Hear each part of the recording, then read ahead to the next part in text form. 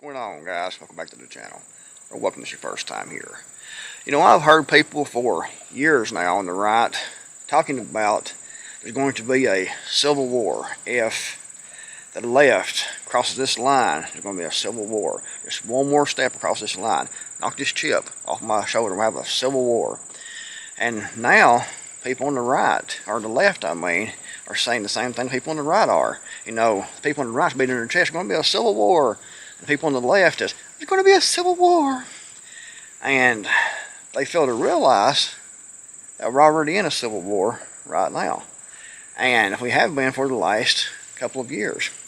A major civil war. I mean, it's always been kind of back and forth with the left, socialist, communist, trying to gain power, trying to override the Constitution. But the last couple of years, you know, it's been full force ahead, and we're losing the war. Now the right is losing the war. That could change at some point, but I don't really think so. I hate to be the one to say that, but I think that the United States is going to crash, and it's going to eventually turn into a communist nation. It's close to it now, and most people will still say it's a free country. Really? What's free about it? The court systems are corrupt, the political systems are corrupt, the whole country is completely corrupt and lawless. And, you know, you see this thing now with Donald Trump. The left is getting more and more brazen, more and more brave. And they've took his passports, from what I've read, and all kinds of paperwork and documents that his lawyers wasn't allowed to even see what they were taking. They go in, they search for 9 hours, and they take out God knows what, and God only knows, you know, what they will add in to try to convict him later on. And I think he will be convicted, because that's their plan. If they wasn't planning on convicting him of a crime, and I think it's going to be most likely espionage, and if they wasn't going to convict him or have plans to convict him, they would not have went in there to raid his home. And that's going to cause a lot of violence, I think, unfortunately. And, you know, that could be what they want, because they could be wanting to actually get this back and forth political war turned into a shooting war. And I hope that doesn't happen. I hope we can work this in a way that doesn't require that.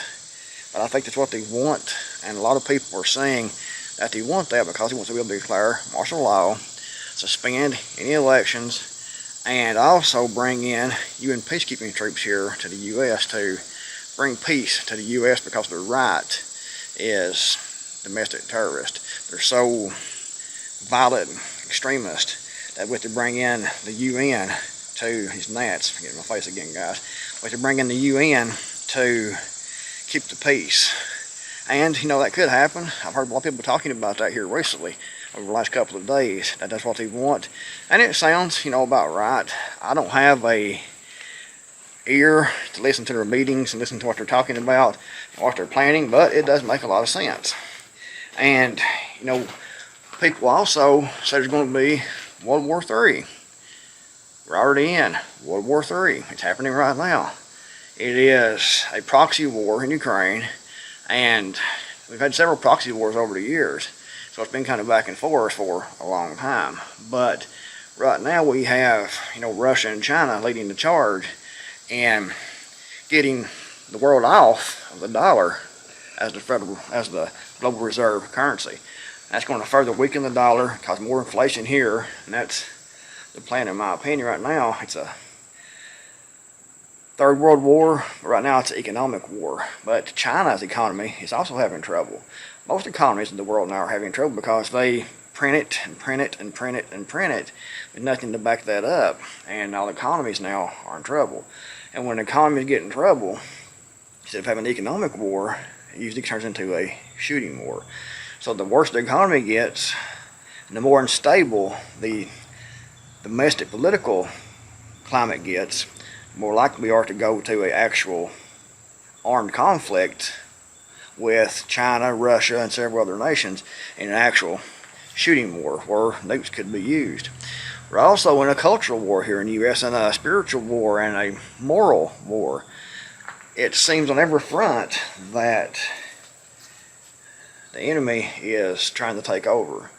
And, morality here in the U.S. has went completely down the tubes. It's pretty much non-existent for at least half the country. People have no morals. They don't know what gender they are, apparently. They don't know what bathroom to use. There's all kinds of perversion, drug use, and if anything in this society we have here now, anything goes. It's kind of like the religion of Aleister Crowley, I think his name was. He was a famous Satanist that came out of Britain, I think it was. And his religion was do as thou will. I think, I'm not an expert on this, guys, but I watched a program about him before and read an article about that before. And pretty much, it was do whatever you want to do, whenever you want to do it. Don't worry about God, don't worry about nothing. Just do whatever you want to do. If you want to be immoral, if you want to do whatever, it's all good. And that's pretty much his religion. And I think that a lot of the people around the world, and especially here in the U.S. now, has kind of adopted that religion. And he was like I said, a Satanist. We see open Satanism. It's people had no shame, people had no morals, and it's just getting worse and worse all the time, guys, unfortunately. So we're already in a civil war. We're already in World War III. We're in a economic war, which is the World War III I was talking about. And we're in a war for, the very moral fiber of this nation and actually the world. I think that we are in the end times, and I think that Satan has been let loose on the earth, and I think that is what we're seeing.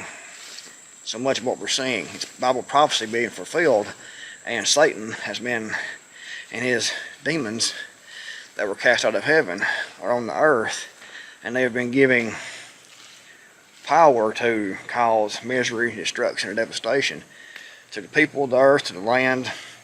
And we all know how it's going to end. But during that time period that it is working through until that eventual end and until the eventual return of Christ, it's going to be a wild ride. So I suggest everyone get prepared as best you can. Go to the supermarket, buy canned foods by the case, buy flour, buy sugar, salt, pasta, cornmeal, cooking oil, hard candies, different kinds of drink mixes, for example, powdered milk, just whatever you and your family consume. Buy more of that, stockpile that. Try to get yourself paid out of debt if you can. Get armed, get ammunition, get several full capacity magazines. Learn how to hunt, trap, garden. Get some non-hybrid vegetable seed. Plant some fruit trees on your property. Get some chickens, get some rabbits. Anything you can do to become more self-reliant and less dependent on the system, the better off you'll be. And that's one way we can fight what's going on, is to be independent from the system as much as possible. If you're tied in with the economic system, if you're tied in with the food production system, if you're tied in with all these things that people think you have to live, then it's going to be more difficult when the crash comes. And you're going to be more easy to control from the people who want to control you. So if you can grow a lot of your own food, if you can hunt, if you can barter, if you have skills, you can last a long time without having to give in to the system. Hopefully you can last forever, especially if you have a neighborhood of like-minded people, a group of like-minded people nearby who can help each other, who can work together for mutual assistance, food production, protection. Just do what you can, guys. And guys, hopefully if you prepare sufficiently and make the right decisions, most of us will still be here when Christ comes back. We can see Christ come back. It's a glorious thought, isn't it, guys? Glorious thought.